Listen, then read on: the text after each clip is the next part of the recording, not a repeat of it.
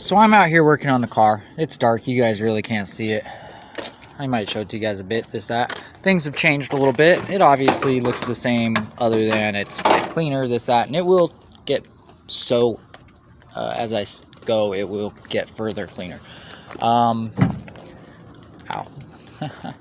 So, I'm gonna go throw this stuff away.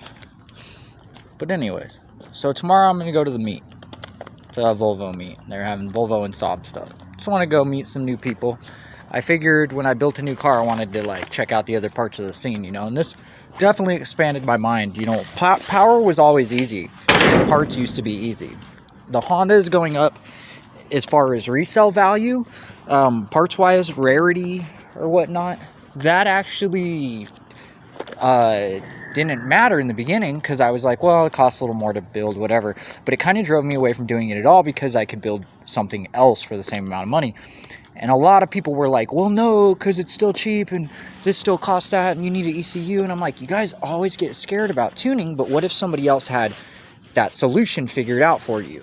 So the way I figured it is, even if it costs a couple $100s to tune, somebody else would have to spend a couple $100s on their stuff. So rather than me having all this stuff that I've used for years and it's kind of lost value, I will have to buy something new, right? Well, kind of. In this case, it was different software. The software was free software. It's widely used. It's an old-ass software, but it works. It's for this stuff. It's for the older, like European, Swedish, some USDM stuff.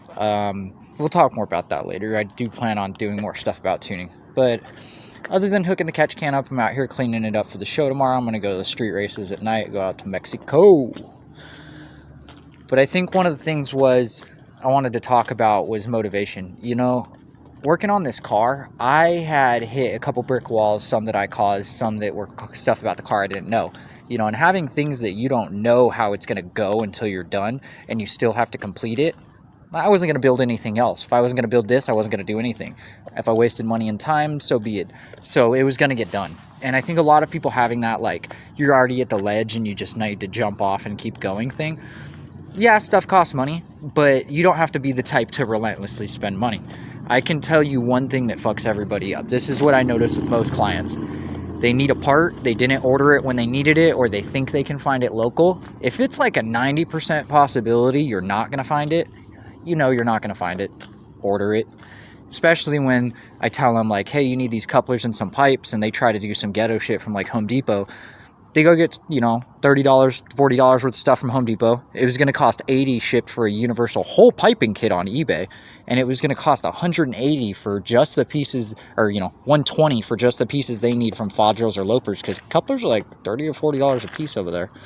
When really, if they ordered it on eBay, even if all the stuff they need, even if they didn't get a universal kit for $80 or $90, it would have been like, $40.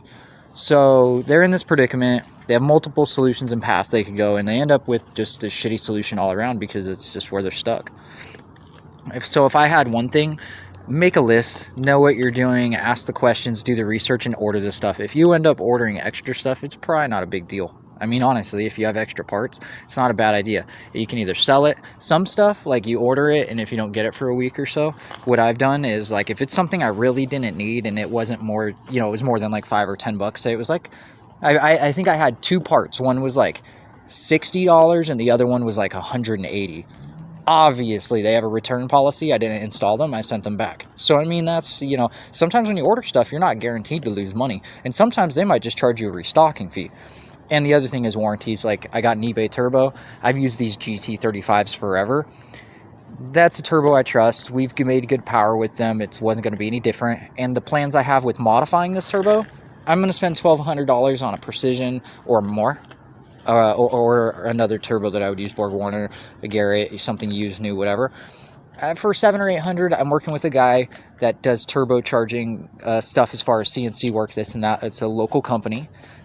They said they can do what I want. So as far as working with me on my power levels and adapting the turbo and adjusting it and making the inducer and exducer and the wheel size and the billet wheel, and it's so much stuff that, raising the boost can't help. I need actually a bigger compressor wheel. I want it to have more exhaust wheel. And a lot of eBay turbos, you don't really get choices like that. And by the time you spend money, I can have this done so cheap. And I think it's getting to be to the point now where people actually have turbos done locally where it's not just like, oh, I replaced it with Garrett bearings and seals and stuff.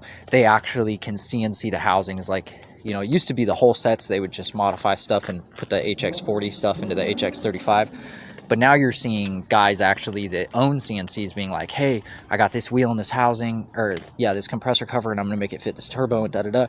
It's really fucking cool. So without rambling too much, I'm going to finish this car up. I'll give you guys a little shot under the hood real quick.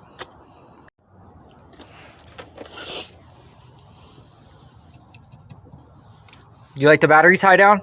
The battery sat this way, and I flipped it, and I cut the bracket and trimmed the sides so it sits, and it has a lip on this side. I need to make something to hold it or something. I need to make something, but I wanted to drive the car. That bitch ain't going nowhere, though. Ghetto. I got a couple ghetto things.